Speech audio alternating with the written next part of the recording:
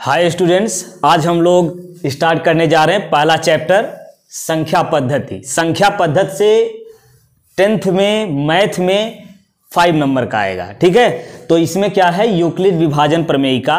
ठीक है, तो यूक्लिड विभाजन प्रमेयिका चलिए पहले देख लेते हैं। यूक्लिड विभाजन प्रमेयिका में जैसे हम किसी संख्या से किसी संख्या में भाग देते हैं तो क्या होता है, कुछ भागफल होता है, कुछ शेष बचता है। ठीक है, तो यूक्लिड विभाजन प्रमेयिका में क्या है कि ये जो भाज्य है इसको a मान लिया है, भाजक b और भागफल को q और शेषफल को r मान लिया जाए यदि।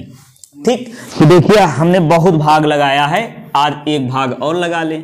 तो 5 से मान लीजिए किसी संख्या से 3 से हम भाग दें तो कितना बार जाएगा, 1 है ना, और ये 3 1 के 3 और यहाँ बचा शेषफल 2। ठीक, तो इसको हम क्या लिख सकते हैं, ध्यान दीजिए, इसको हम क्या लिख सकते हैं, 5 ये किसके बराबर होगा, ये 5 जो है ये किसके बराबर होगा, 3 गुणे 1 धन 2, यही लिखते हैं ना, यही है यूक्लिड विभाजन प्रमेयिका। ठीक, इसी को यदि हम फार्मूले के रूप में यहाँ लिखें तो a, देखिए भाज्य यानी a को क्या लिखेंगे, a, यूक्लिड विभाजन प्रमेयिका क्या है, यही है, a इज इक्वल टू क्या बनेगा, ये a is equal to b into Q plus r, ये हमारा हो गया यूक्लिड विभाजन प्रमेयिका। ठीक, अब यहां समझिए ध्यान से, ये जो शेषफल है, ये शेषफल सदैव इस भाजक से बड़ा होता है छोटा होता है, छोटा, ये शेषफल सदैव छोटा होगा। यदि मान लीजिए बड़ा आ गया तो एक ज्यादा बार ले जाते हैं, है कि नहीं। चलिए, तो क्या हुआ, ये शेषफल जो है ये भाजक से छोटा होगा, और शेषफल क्या क्या आता है, शेषफल 0 आएगा, शेषफल 0 आएगा, और 0 से बड़ा भी हो सकता है लेकिन इस भाजक से छोटा होगा। तो r की वैल्यू यहाँ लिखेंगे, यहाँ क्या है, r जो है वो 0 से क्या है, बड़ा होगा या बराबर होगा, और भाजक से सदैव छोटा होगा। भाजक क्या माना है यहाँ, b, तो b से क्या होगा, ये छोटा होगा, यानी b का मान बड़ा होगा। ये हो गया हमारा। अब इसमें ध्यान दीजिए कि a b q r क्या है, हमने देख लिया, भाजक b हो गया, भाज्य a, भागफल q और शेषफल r है। ठीक, तो इसमें से ये a और b जो है ये पूर्ण धनात्मक संख्या है। क्या है, धनात्मक पूर्णांक संख्या, ऐसे कह लीजिए कि a b इसमें क्या है, धनात्मक पूर्णांक संख्या है। यहां a b क्या है, धनात्मक पूर्णांक संख्या है। ठीक है, धनात्मक पूर्णांक संख्या है। ठीक, और Q और R इसमें क्या हैं, ये पूर्ण संख्याएं हैं। Q और R क्या हैं, पूर्ण संख्याएं। अब देखिए धनात्मक पूर्णांक और पूर्ण संख्या में क्या अंतर है, इसमें पूर्ण संख्या जो होगी वो 0 से शुरू होगी, है ना, और पूर्णांक जो है धनात्मक पूर्णांक वो केवल धन से लिया जाएगा, धनात्मक पूर्णांक। तो ये पूर्ण संख्या है। ठीक, अब यदि ये पूर्ण संख्या है तो ये 0 भी हो सकती है। तो देखिए r तो हमने जान लिया 0 भी होगा और भाजक से छोटा होगा, स्पष्ट हो गया। अब q देखिए, यहाँ कंफ्यूजन होता है लोगों को।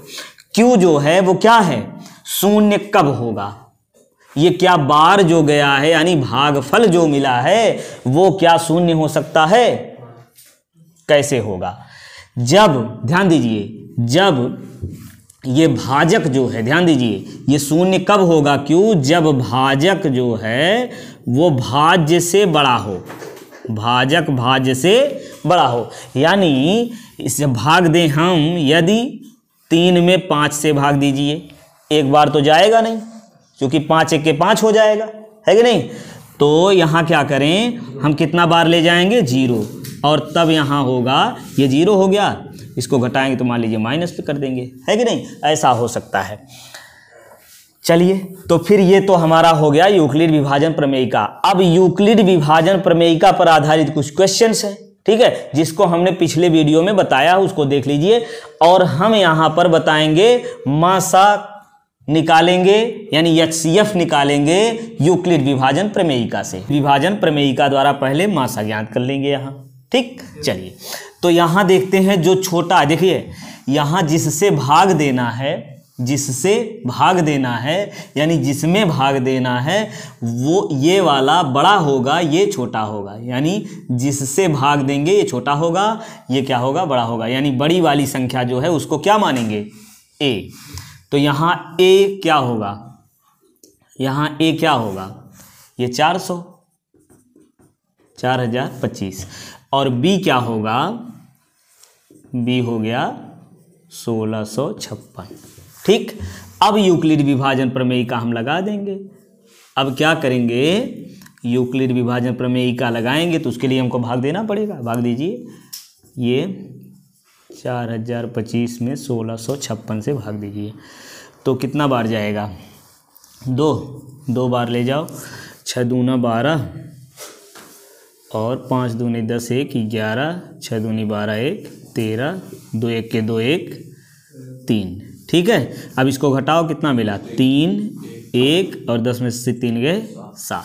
ठीक, अब देखिए यहाँ क्या मिला, इसको लिखेंगे इम्प्लाइज दैट, ऐसा है कि ये कैसा है, ध्यान दीजिए यूक्लिड विभाजन प्रमेयिका यहाँ लगा रहे हैं 4025। इसको कितना लिखेंगे, ये देखिए A हो गया, A इज इक्वल टू, हमने पढ़ा है A is equal to B Q plus R. B यानी ये भाजक, Q भागफल प्लस R।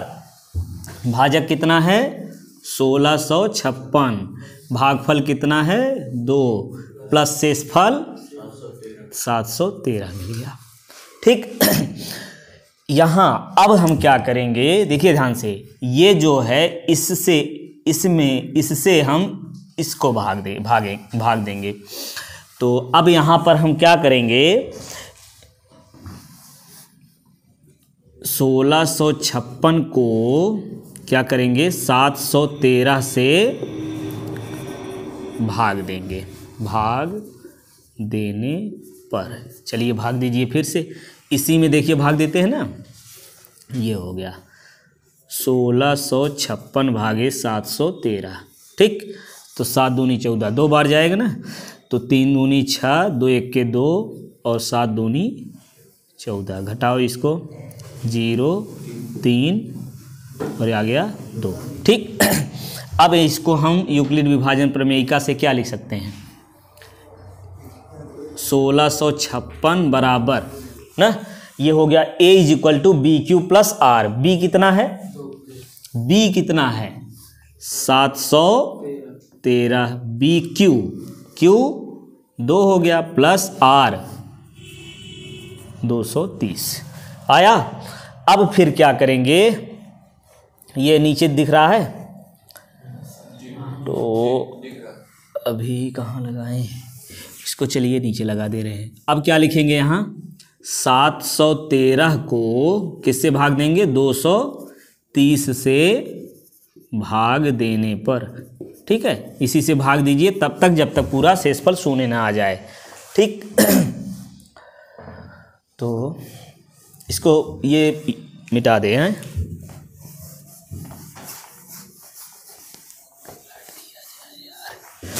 चलिए देखिए यहाँ से क्या करेंगे, अब 713 को इससे भाग देंगे, 713 लिखिए 230। अब भाग दीजिए तो कितना, 3 बार जाएगा, 3 बार ले जाओ, 0 3 1 के 3 दूनी 6। इसको घटाओ, ये आ गया 3 और ये आएगा 3 मिल गया।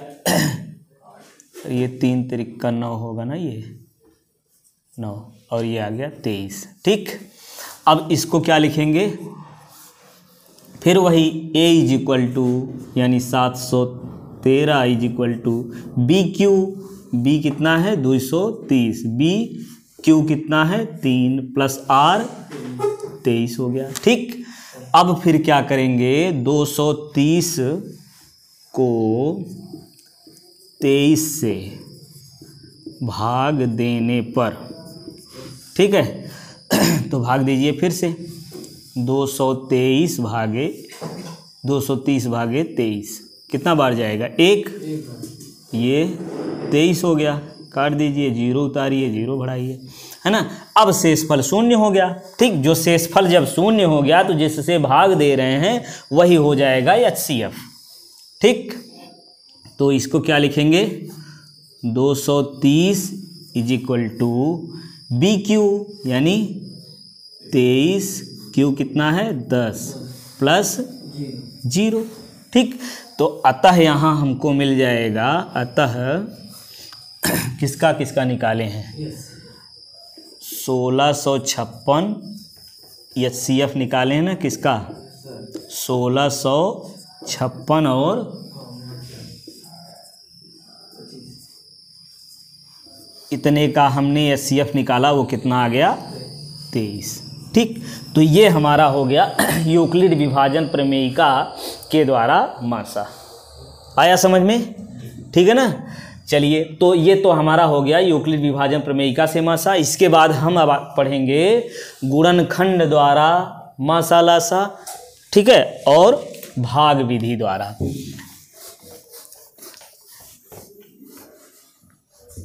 काटे पड़ी काट दो का रोक देता। चलिए देखते हैं गुणनखंड भाग विधि द्वारा और क्या बनाई जाए, रह दो इसी कट जाए। आइए देखते हैं अब गुणनखंड और भाग विधि द्वारा मासा और लासा, ठीक है, HCF और LCM। तो चलिए सबसे पहले अभाज्य गुणनखंड कीजिए, ठीक है। इसका क्या करेंगे हम? अभाज्य गुणनखंड करेंगे। चलिए करके देखते हैं। 510, ठीक है ना। ये 0, सुनिए, जब इकाई जो है 0 या 2 होती है, 2 से कटने वाली 2, 4, 6, 8 या 0 ये होती है, तो ये संख्या 2 से कटती है, ठीक है। और ऐड करने के बाद यदि 3 से कट जा रही है तो 3 से भी कटती है। जैसे 5 1 6 आ रहा ना, 6 3 से कटेगा, इसका मतलब पूरी संख्या 3 से कटेगी, ठीक।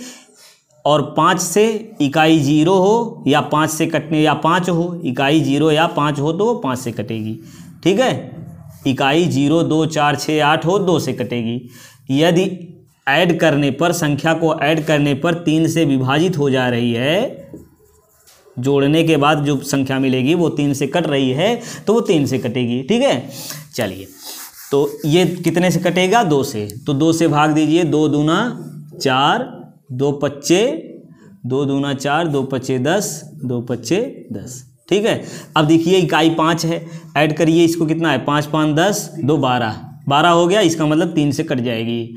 3 से काटिए, 3 से भाग दीजिए, कितना बार जाएगा? 3 अठे 24 और 3 पचे 15, ठीक है। अब ये क्या हो, इधर अब करेंगे, 5 से कटेगा, 5 से काट दीजिए, 5 1 के 5, 5 7 35। अब ये 17 से काटिए, पूरा ये कट गया, ठीक। तो ये अभाज्य गुणनखंड इसका हो गया। अब इसका भी अभाज्य गुणनखंड कर लेते हैं, 92। ये 2 से काटिए, इकाई 2 है तो 2 चौक 8, 2 छक 12, 2 से काटिए, 2 दूना 4, 2 तियाँ 6। अब तो 23 तो कटेगा नहीं, ऐसे लिख लीजिए, 23 1 हो गया, यहाँ 1 लिखिए, ठीक। अब अभाज्य गुणनखंड हो गया। अभाज्य गुणनखंड द्वारा हम मासा और लासा निकालेंगे, ठीक। चलिए देखते हैं कैसे निकालेंगे इसको।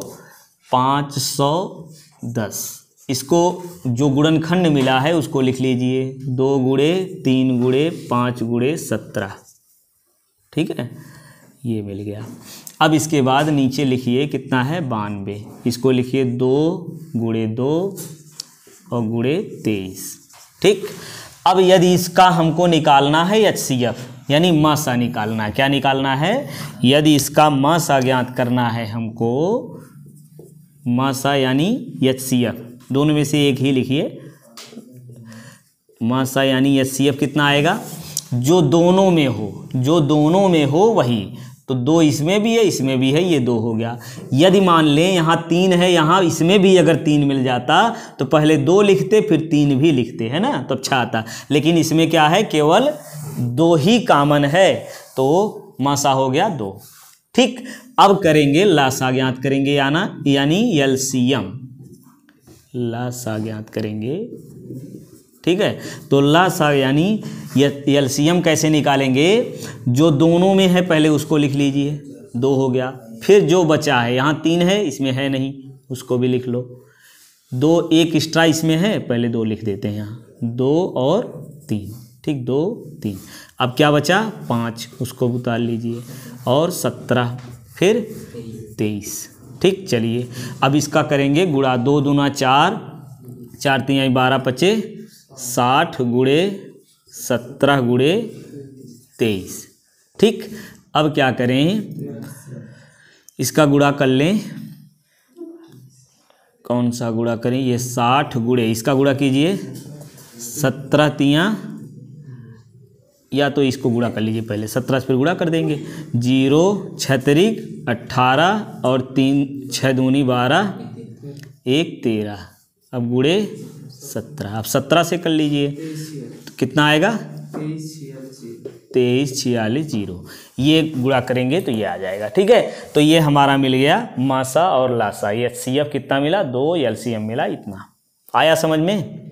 क्या करेंगे, पहले अभाज्य गुणनखंड निकालेंगे, इसके बाद यहाँ गुणा करके लिखेंगे, फिर जो दोनों में रहेगा वो मासा हो जाएगा।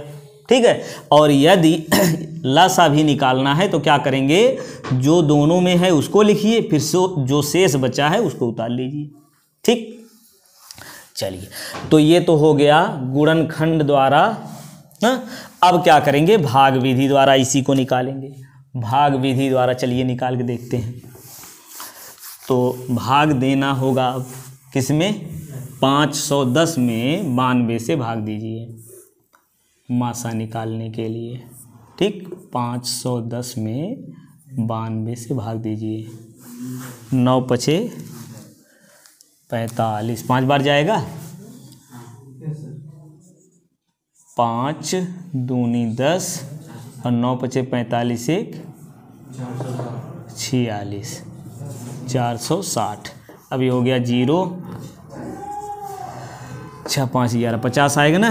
अब फिर 50 में भाग दीजिए, वही जैसे उसमें कर रहे थे, अलग अलग स्टेप में हमने किया था यूक्लिड विभाजन में, इसमें एक ही में कर देंगे। तो चलिए अब 50 92 में 92 को 50 से भाग देंगे, तो एक बार यहाँ 50 लिखिए, 2 हो गया 42। अब इस 42 में इस 50 से, ठीक, एक बार जाएगा 42, ये हो गया 8। अब 8 से फिर भाग दीजिए, 8 से भाग दीजिए 42 में, 8 पच्चे 40।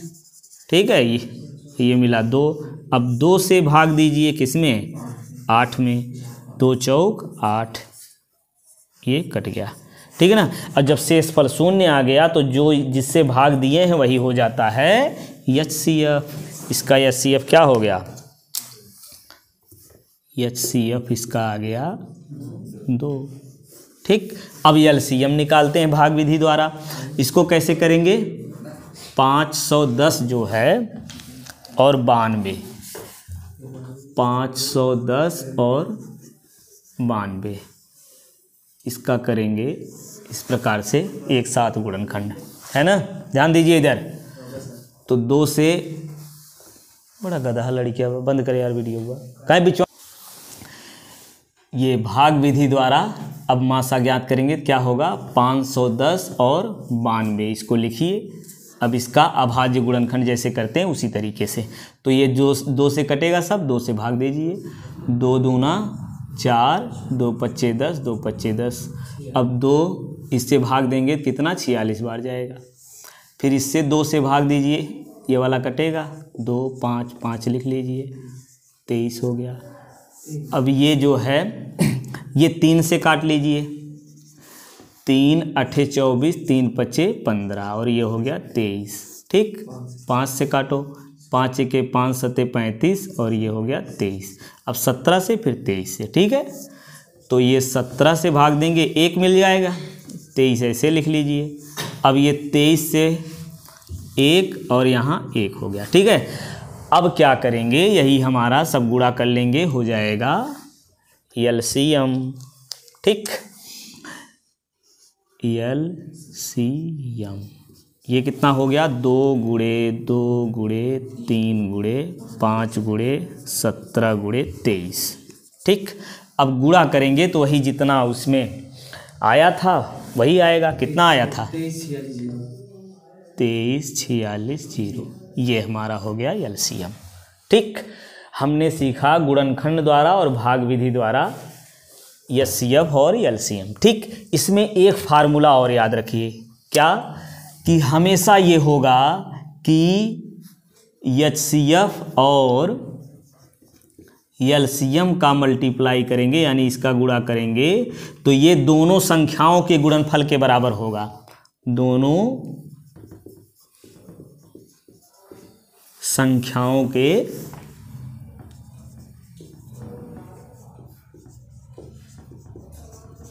गुणनफल के बराबर होगा।